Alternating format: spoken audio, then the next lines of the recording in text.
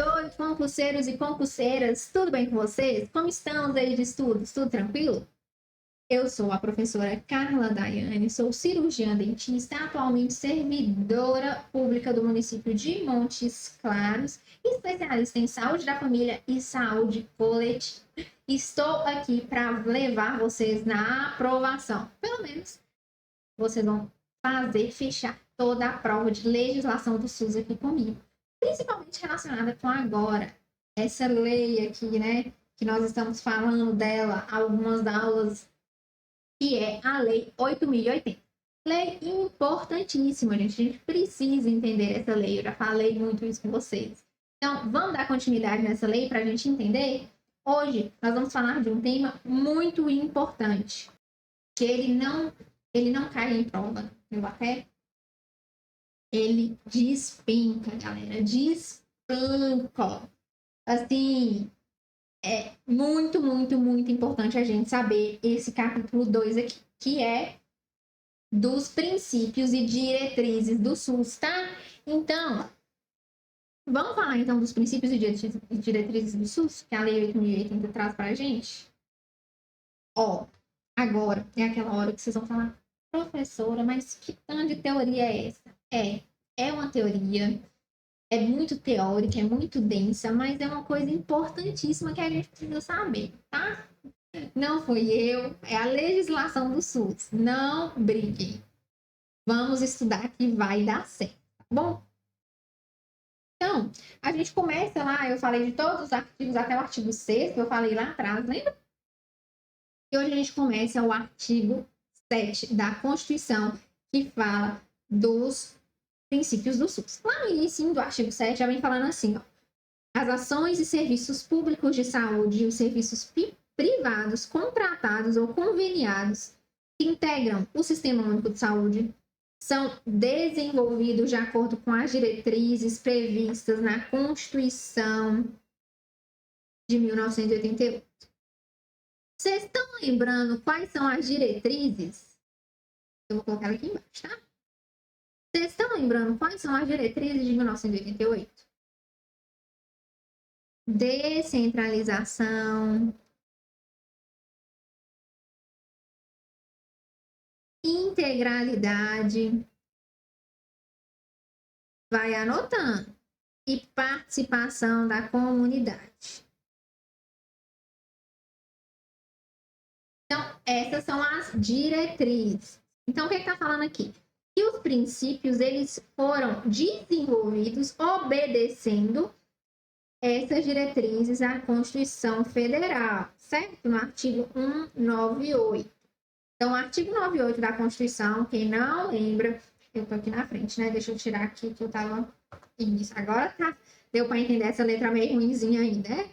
Então, a Constituição Federal de 88, desculpa, no artigo 198, ele vem trazer que é diretriz, descentralização, integralidade, participação da comunidade.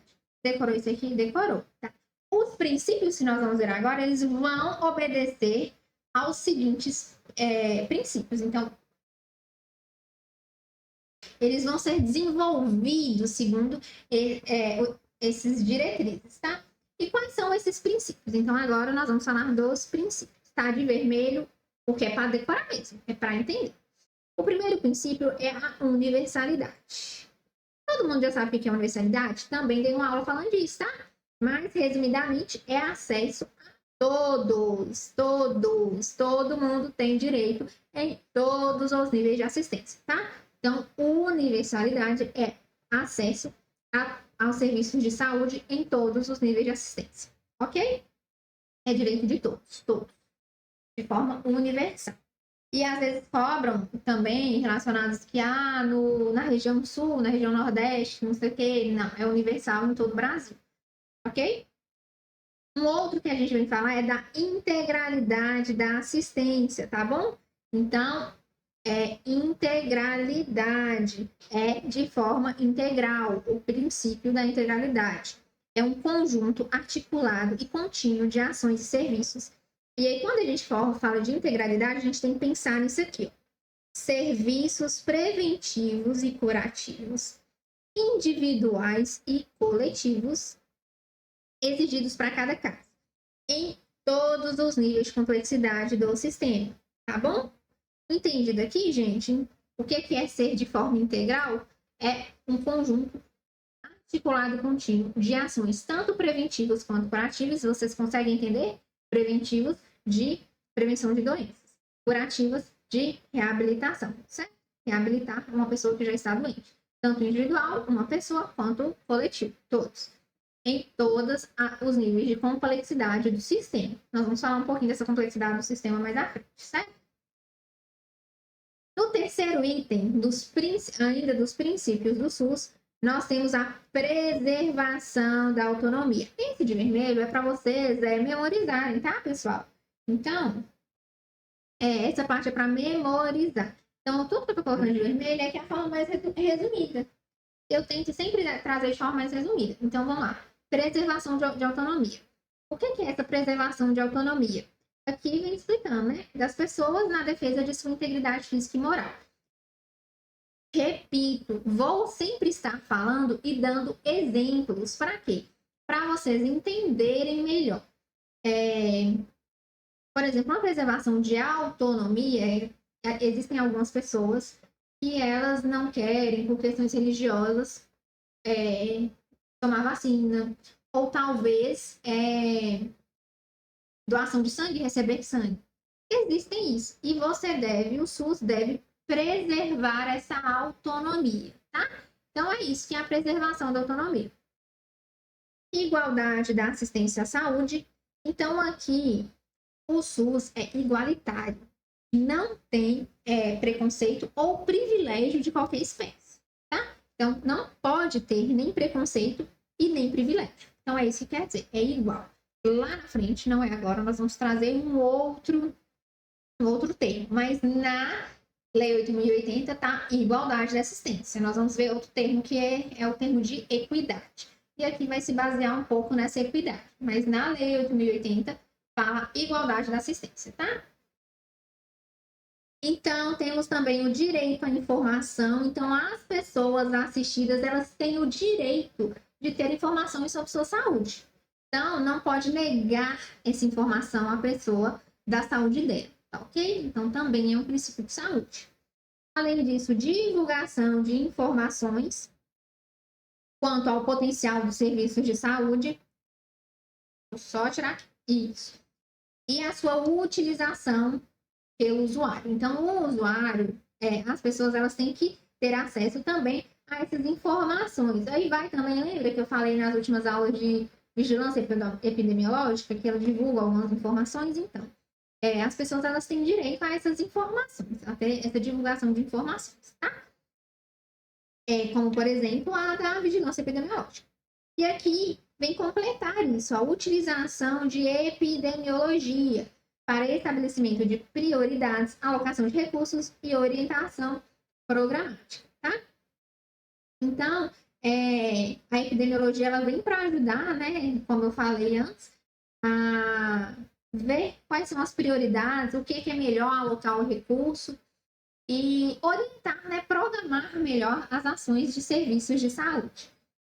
No próximo, a gente fala da participação da comunidade. Então, a comunidade ela participar ativamente nesse processo de saúde, tá? Então, vamos continuar? Sim, são muitos princípios, né? Ainda sobre os princípios do SUS. Descentralização político-administrativa, com direção única em cada esfera de governo, com ênfase na descentralização dos serviços municipais e regionalização e hierarquização. Outras palavras que caem muito, regionalização e hierarquização das redes. Então, o que é descentralizar? É tirar do centro, né? Então, por exemplo, não fica só no governo federal, por exemplo, não há responsabilidade só do governo federal. Então, nós temos o governo federal, nós temos o governo municipal, o estadual primeiro, né? E depois o governo municipal. Então, e cada um com uma direção única em cada esfera de governo, ok? E aí a gente vai trazer essa descentralização, ela vem dos serviços municipais. Então, o Brasil, Quando a gente pensar em descentralização, nós vamos pensar assim, para ficar mais fácil de entender. O Brasil é um Brasil gigantesco. É um país gigantesco, certo? Cada região é de uma forma. A região norte é de uma forma, a região nordeste é de uma forma, o sudeste e sul são completamente diferentes uma da outra. Cada um tem seu perfil. Então, talvez o que funcione aqui em Minas Gerais não vá funcionar lá no Amazonas, não vai funcionar no Rio Grande do Sul, certo? Então, qual que é a ideia da descentralização? É dar poder aos serviços municipais. Então, o município ele vai saber o que é melhor para aquela região. Trazer a saúde para mais próximo do município em relação às tomadas de decisão. Então, o município tem poder de tomar essas decisões. Então, a gente descentralizou, pensando em trazer autonomia aos serviços municipais e de forma regionalizada, por regiões, como eu disse. Entendido? E também da hierarquização de serviços, de rede de serviço. Então, a gente vai ter uma hierarquização. Isso eu vou falar mais à frente, tá? Ok. Além disso, vai ter também integração em nível de executivo das ações de saúde, meio ambiente e saneamento básico. Importantíssimo. Ser integrado ações de saúde, meio ambiente e saneamento básico, tá? Então, tem que integrar esses três. Conjugação de recursos financeiros, tecnológicos, materiais e humanos na prestação de serviços da assistência à população, certo? Capacidade de resolução dos serviços em todos os níveis de assistência. Então, a gente tem que ter uma resolução, tá? Tem que ser resolutivo em todos os níveis de assistência. E organizações dos serviços públicos de modo a evitar duplicidade de meios para fins idênticos. Então, não faz sentido ter, por exemplo, às vezes em Montes Claros, ter um mesmo serviço fazendo a mesma coisa, sendo que, por exemplo, um serviço está dando conta. Deu para entender? Então, tem dois fazendo a mesma coisa e atendendo a mesma demanda. Por exemplo, às vezes um serviço fica vazio e o outro está lá funcionando e também não tem demanda para ele. Então, tem que evitar duplicidade. Entendido? Isso aqui está muito relacionado com custo-benefício, tá? Que a gente tem recurso, e o recurso não é um recurso muito alto, então a gente tem que sempre evitar duplicidade, tá bom? Não que tem que ter, por exemplo, só tem que ter um hospital. Jamais, gente, só tem que ter um lugar que tira a radiografia. Não, não é nesse sentido. Mas, às vezes, em alguns momentos, pode ser que tenha dois serviços fazendo a mesma função e a demanda não tenha demanda. O que a gente pode pensar, por exemplo, o exemplo que a gente pensa, que eu gosto muito de falar nas minhas aulas, é, por exemplo, vou citar uma cidade aqui perto de Montes Claros, Francisco Sá. Francisco Sá, por exemplo. Não faz sentido, às vezes, ter um serviço de saúde de alta complexidade lá, porque não vai ter demanda. Então, é um gasto muito alto, certo? E não vai ter demanda. Então, vamos supor que coloca 2 hospitais em Francisco Sá. Qual o sentido? Nenhum. Não vai ter demanda para isso, certo? 2 hospitais de nível alto. Então, o pessoal de Francisco Sá, muitas vezes, eles saem para vir aqui em Montes Claros que tem uma demanda maior. Isso tem a ver com custo-benefício. Então, é organizar os serviços, tá? Então, tem que haver organização dos serviços. Entendido até aqui? E organização do serviço público específico e especializado. Uma ótima aqui, que eu esqueci de falar. Esses dois aqui foram adicionados depois também na lei, tá? Então, assim, importante saber que é um serviço especializado e específico para mulheres vítimas de violência doméstica, e nele vai ter acompanhamento psicológico e cirurgias plásticas reparadoras. Então, é bem recente esse daqui, assim como esse também. Proteção integral dos direitos humanos de todos os usuários e especial atenção à identificação de maus tratos, de negligência e de violência social praticado contra as crianças e adolescentes, tá? Então, essa parte aqui, nós temos uma parte na Lei 8.080 que fala muito dos direitos humanos relacionados a minorias. Então, inclui várias minorias aqui. Uma dessas, né, são as mulheres vítimas de violência e também a proteção dos direitos humanos com crianças e violência sexual. Deixa eu só passar aqui. Vai tá repetindo. Gente, e aí eu tenho uma coisa para falar com vocês, tá? Sobre os princípios do SUS. A gente viu os princípios do SUS. Tá? Foram esses. Vocês vão sentar e gravar. Ok, vimos os princípios do SUS. Entretanto, tem uma separação entre princípios doutrinários e princípios organizativos. Tá ok? Ligar aqui para a gente trocar uma ideia. Os princípios doutrinários, e aí eu vou dar dicas. Olha a dica maravilhosa. Doutrinários, eles terminam em ate, e os organizativos em ação. Por que você está trazendo isso aqui, professora? Seguinte, a Cotec e dentre outras brancas, eles gostam de cobrar essa parte teórica, separando princípios do SUS em princípios doutrinários e organizativos. Então, vai ter questão, e eu vou trazer esse tipo de questões para vocês, falando desses princípios, tá? Então, quais são os princípios doutrinários? Universalidade, integralidade e equidade. Tá vendo que todo termina com ate? É uma forma de decorar, tá? E os organizativos: regionalização, hierarquização, descentralização e participação popular. Então, entendam essa parte, tá? Entendam isso. E aí, além disso, o que é outra coisa que cai em prova? Isso aqui, ó. Descentralização, atendimento integral e participação da comunidade, ela está lá na Constituição Federal e ela está aqui também na Lei 8.080. Então, eles são princípios e diretrizes, certo? Isso aqui, gente, é uma parte assim de pegadinha de prova. Por isso que eu coloquei aqui, ó. Fique atento. É isso, são pegadinhas de prova. Aí vai cobrar, vai cair, né, falando dos princípios doutrinários e organizativos, quais são os doutrinários, quais são os organizativos, ou perguntar qual é um e colocar os outros e misturar todos esses.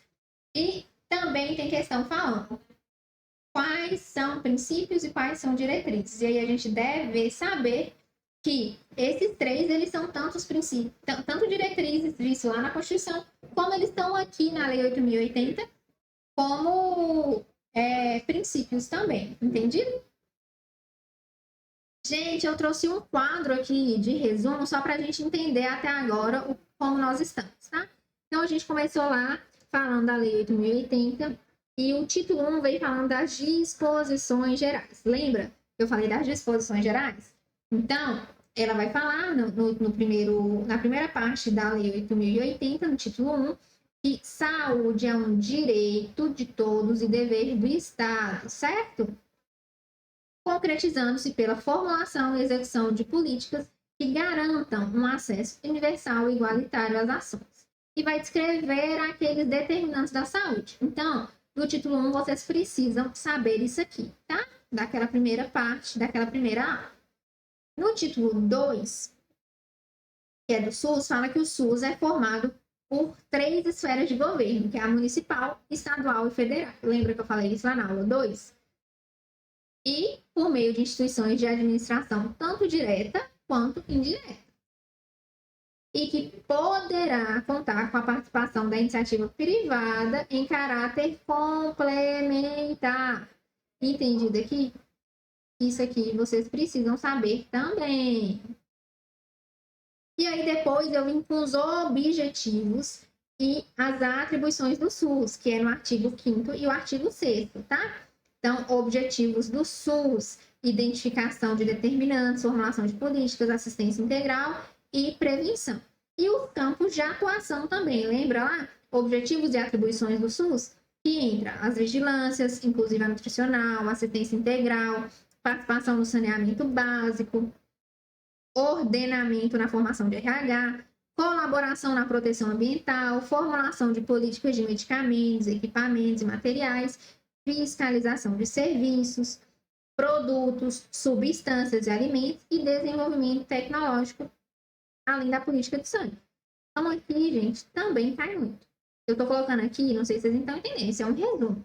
É o que cai em prova e que vocês precisam saber.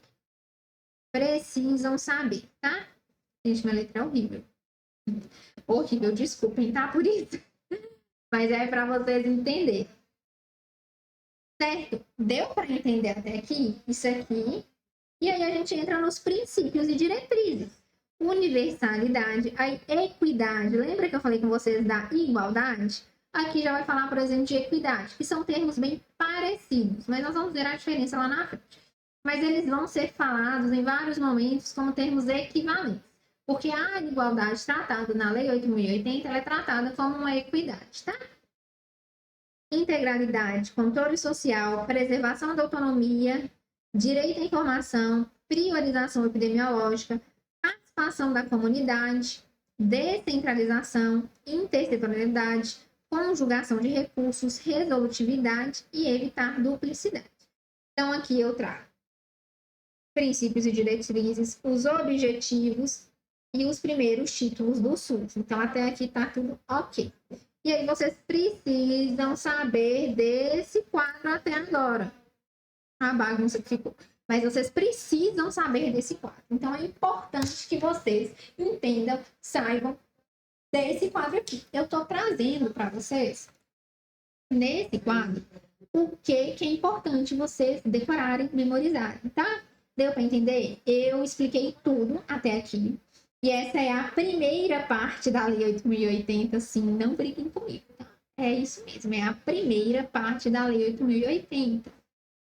Nós vamos para as outras partes agora, que é após o artigo, é a partir do artigo 8, enfim. E aí a gente precisa saber isso aqui, tá? Cadê? Precisa saber isso aqui. Então, printem, decorem, entendam. Porque a Lei 8.080, ela vai estar na sua prova.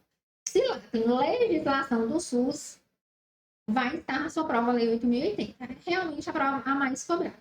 Então, vamos ler, entender, tentar memorizar da melhor forma e estudar. Gente, não adianta só vir na aula e não estudar. A aula é para abrir o conhecimento. Abriu, entendeu? Agora é sentar e estudar. E decorar o que está aqui, tá? Precisa, infelizmente, memorizar mesmo. Escrevam. Escrever é ótimo para memorizar, tá? Então, vamos tentar memorizar. Cada um tem sua técnica. E se você não achou sua técnica, ainda acha. Mas são interessantes. Memorizar através da escrita, através da fala e através da repetição. E, além disso, façam o exercício que eu falei com vocês e que eu faço aqui sempre em aula. Tentem colocar exemplos, tentem fazer tipo a diquinha que eu falei com vocês aqui, tá vendo? O ad, termina em ad, termina em ação. Então, tentem trazer essas diquinhas, tá? Trazer isso à mente pra gente gabaritar a prova de legislação do SUS. Gente, comigo aqui, vocês não podem errar uma aula de legislação do SUS. Eu trago os principais pontos. E vocês vão ver que eu vou trazer as questões que são as questões que mais são cobradas em prova. Então, vocês acertando, sabendo as questões que são mais cobradas, você já tem uma chance grande de saber, né, na prova, saber o que vai cair, tá bom?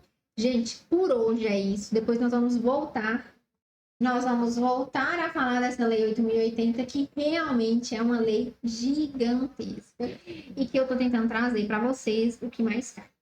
Fiquem de olho, tá? Fiquem atentos. E estudem e eu encontro vocês nas próximas aulas. Tudo bom?